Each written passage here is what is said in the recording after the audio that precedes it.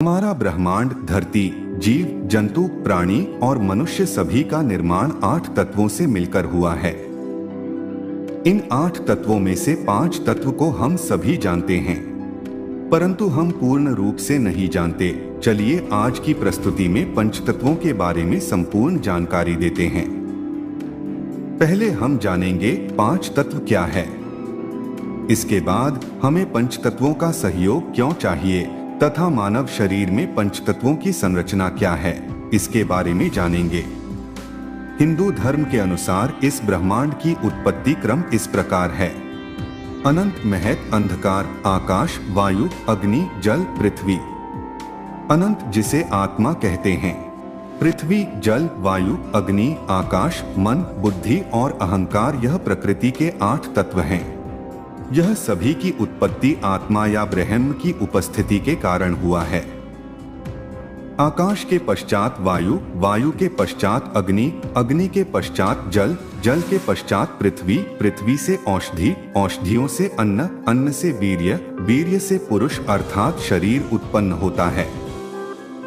पहला है पृथ्वी तत्व। पृथ्वी तत्व वो तत्व है जो बाकी के सभी तत्वों के विकसित होने का आधार है और ये हमारी भौतिकता का भी आधार है। इसे जड़ जगत का हिस्सा कहते हैं।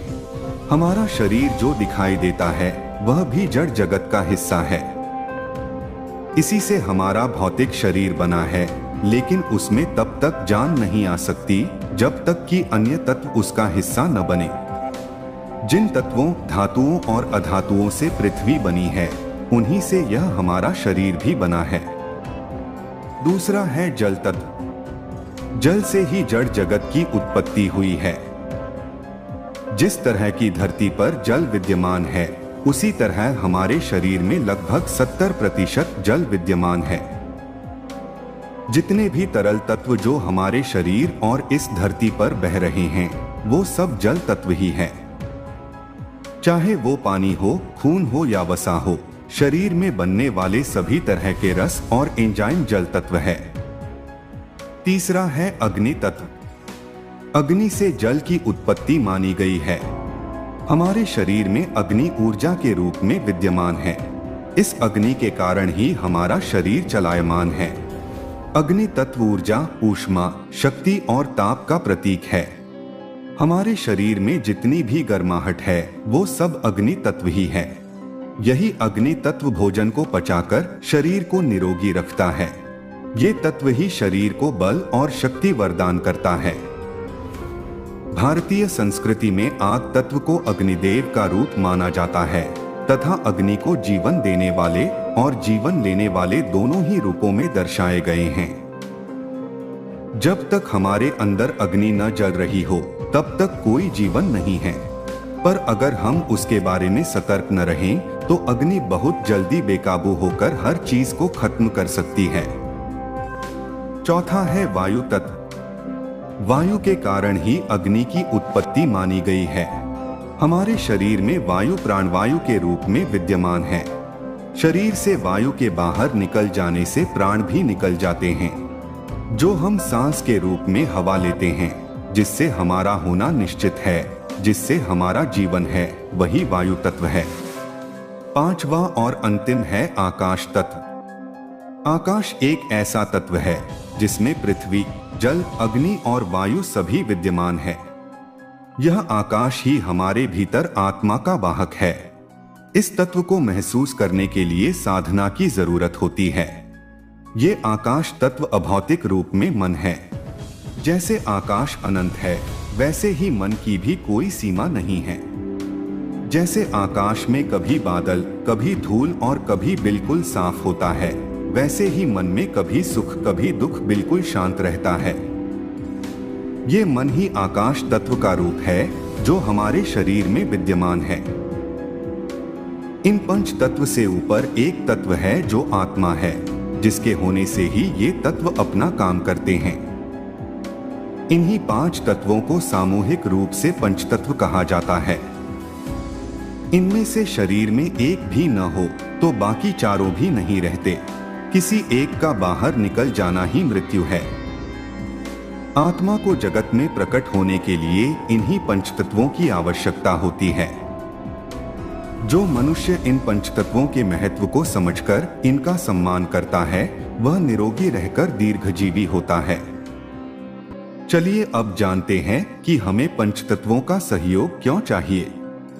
इन पंचतत्वों के सहयोग के बिना आप चाहे जितना संघर्ष कर लें, कुछ नहीं हो सकता। सिर्फ उनके सहयोग से ही मूल पहलुओं से लेकर सबसे ऊंचे पहलू तक आपका जीवन का संभावना बनता है। इन पंचतत्वों पर हम पूरी तरह महारत पा सकें, इसके लिए योग साधना करने की जरूरत होती है। मनुष्य का तंत्र एक दरवाजे की तरह है। आप दरवाजे की किस तरफ हैं, ये समय और स्थान के संदर्भ में आपके जीवन की हर बात को तय करता है। हर दरवाजे के दो पहलू होते हैं। पहला, अगर आपको हमेशा बंद दरवाजे मिलते हैं तो आपके लिए दरवाजे का मतलब वो चीज है जो आपको रोकती है। दूसरा, अगर आपको दरवाजे खुले मिलते हैं तो दरवाजा आपके लिए वह चीज है जहां से आपके लिए कहीं पहुंचने की संभावना बनती है। दोनों ही स्थितियों में दरवाजा वही है जिसे हम योग साधना कहते हैं।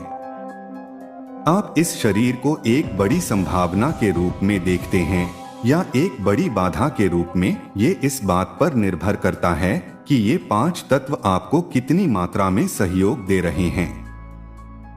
आपका व्यक्तिगत भौतिक शरीर आपको अंतिम संभावना की ओर ले जाने के लिए पहला कदम बनाता है या कोई बाधा बनाता है, ये मूल रूप से इस बात पर निर्भर करता है कि आप इन पांच तत्वों को कैसे संभालते हैं।